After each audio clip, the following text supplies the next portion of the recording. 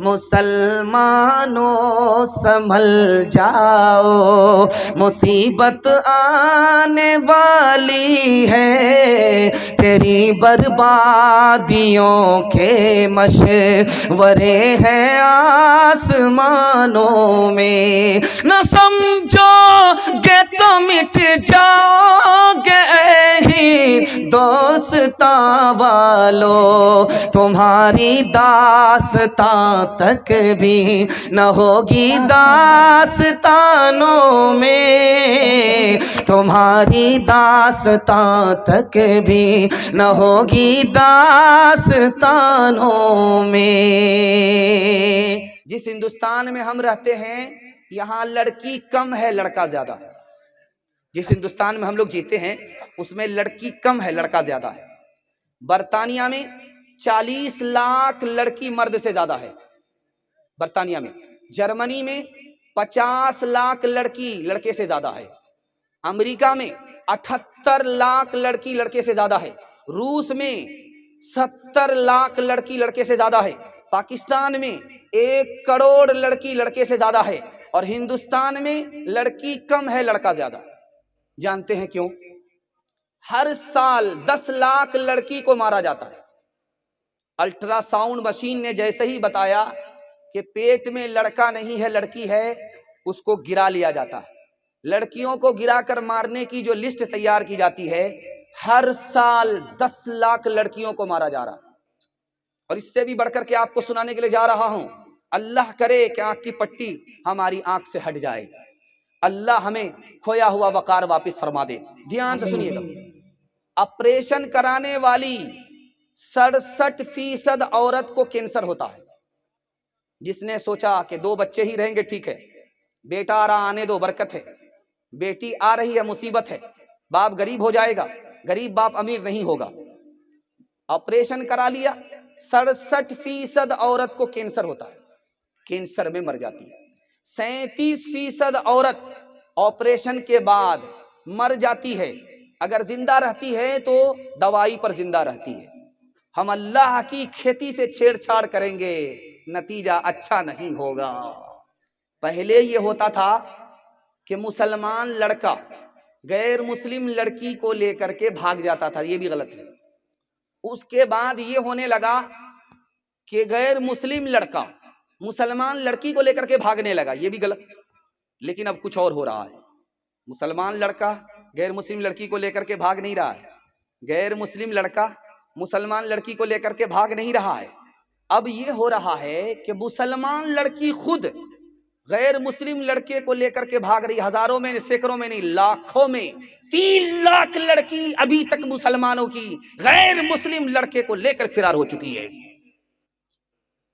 جانتے ہیں اس کا کیا نقصان ہے؟ یہ کیوں ہو رہا ہے؟ یہ 3 وجہ سے ہو رہا ہے۔ پہلی وجہ یہ ہے کہ باپ نے اپنی جوان بیٹی کی فرمائش رکھی، اسکرین ٹچ موبائل ہاتھ میں دے دیا، اور ماں باپ بے خبر ہو گئے یہ کس سے بات کرتی ہے، کہاں آ رہی ہے، کہاں جا رہی ہے۔ اسی کا نتیجہ ہے کہ غیر مسلم کے ساتھ بھاگ گئی، غیر مسلم کو لے کر کے بھاگ گئی۔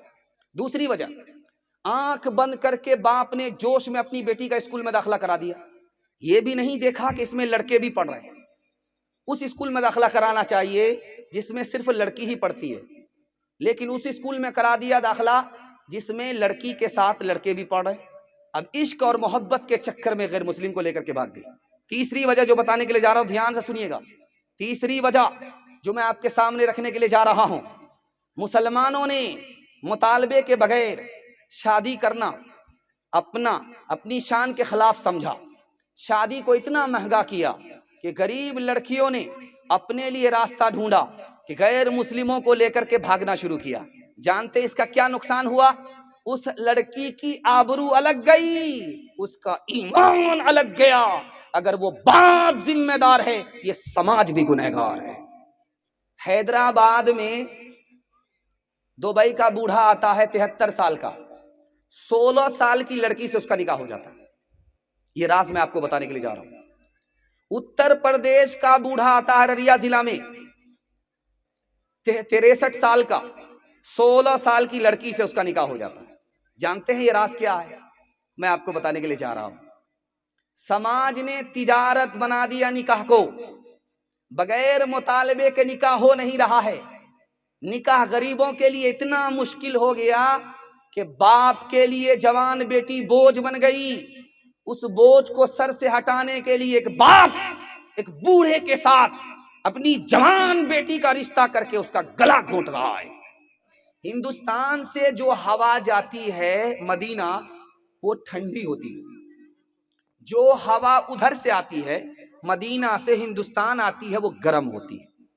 हजरत नानोतवी से किसी गैर मुस्लिम ने मजाक में पूछा, मौलवी साहब आप ये बताइए, जो हिंदुस्तान से हवा मदीना जाती है कितनी प्यारी होती है, कितनी मीठी होती है, कितनी ठंडी होती है, और जो मदीना से लौटती है वो हिंदुस्तान में आकर के कितनी गर्म होती है। तो हजरत नानोतवी के लिए दुआ कीजिए, अल्लाह उनकी कब्र को नूर से भर दे।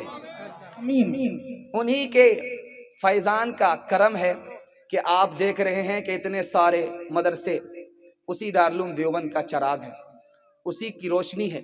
ध्यान से सुनिएगा, उन्होंने कहा कि देखिए पंडित जी, यहाँ से जो हवा जाती है हिंदुस्तान से मदीना, वो ठंडी इसलिए होती है कि उसको खुशी होती है कि नबी के शहर जा रही हूँ, नबी का रोज़ा देखूंगी, नबी की जियारत करूंगी, वो खुश होती है इसलिए ठंडी हो जाती है। और जो हवा उधर से हिंदुस्तान आती है वो गर्म इसलिए होती है कि उसको गम होता है कि नबी से जुदा हो रही हूँ, नबी के शहर से जुदा हो रही हूँ, गम की वजह से वो सरापा गर्म हो जाती है। पहला दुश्मन हमारा कौन है? शैतान। एक नमाज पर 4 हमले करता है। हमें एक ही नमाज पढ़नी है लेकिन वो 4 बार हमला करता है। हदीस में आता है कि वजू करो तो नाक में पानी डालो और नाक को झाड़ो। जानते हैं ये राज क्या है? आप वजू करते हैं, नाक में पानी डालते हैं और उसको झाड़ते हैं। हदीस में आता है कि शैतान नाक में घुस जाता है, इसलिए नाक में पानी डालो, उंगली करो और झाड़ो ताकि वो उल्लू का पट्ठा अंदर ना रहे, बाहर चला जाए। पहला हमला शैतान का, एक नमाज पर पहला हमला। दूसरा हमला ये होता है कि जब आदमी इस ख्याल से सोता है कि मुझको सोना ही है, जागना नहीं है, तो शैतान उसकी गुद्दी पर 3 गिरह लगाता है। उसकी आंख उस वक्त खुलती है जब सूरज उसके सर के ऊपर मुसल्लत हो जाता है। दूसरा हमला। तीसरा हमला दिखाने के लिए जा रहा हूं। जब आदमी का इरादा ही नहीं है कि मुझे उठ करके आजान सुननी है, नमाज पढ़नी है, वो सोता रह जाता है, तो जब वो उठता है तो उसका बदन टूटता है। आप देखेंगे पूरा बदन टूट रहा है, ऐसा लग रहा है कि पत्थर के नीचे दबा हुआ था और पत्थर से खींच करके उसको निकाला गया है। इतना बदन भारी लगता है। जानते हैं क्यों? यह शैतान का तीसरा हमला होता है। शैतान उस आदमी के कान में पेशाब कर देता है। चौथा हमला दिखाने के लिए जा रहा हूं। आदमी नमाज में खड़ा हो गया, नमाज पढ़ रहा था, अब उसको पता ही नहीं चल रहा है कि आगे पढ़ना क्या है, मैंने पीछे पढ़ा क्या है। अचानक उसके साथ 1 मिनट में 1 सेकंड में ऐसा मसला हो जाता है। पढ़ रहा था, पूरा ध्यान है, नमाज पढ़ रहा था, पहली रकात सही पढ़ी, दूसरी रकात सही पढ़ी, तीसरी रकात में जैसे आया उसका ख्याल कहीं से कहीं चला गया। अब उसको पता ही नहीं चल रहा है कि मैंने पढ़ा क्या है, मुझे पढ़ना क्या है। दरअसल जब नमाज में अल्लाह का बंदा खड़ा होता है वो दिमाग के ऊपर मुसल्लत हो जाता है। वो चाहता ही नहीं है कि खुदा का बंदा खुदा की बंदगी के लिए खुदा के सामने खड़ा हो जाए।